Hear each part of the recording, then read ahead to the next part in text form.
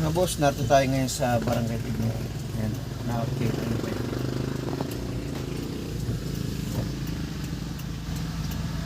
Ayan o.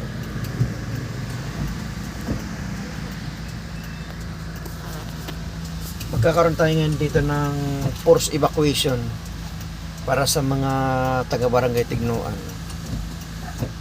Kaya naka-standby kami rito, hinihintay namin yung hudyat para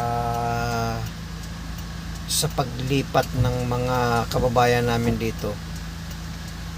Kasi nasa tabing dagat sila, maaring lumakas ang bugso ng dagat, lumakas ang hangin, nagsisiksikan sila sa isang maliit na evacuation center, kaya ililipat namin sila sa mas malaking evacuation center. Naka-standby lang muna kami rito. Ito muna ang aking vlog sa ngayon. Standby muna.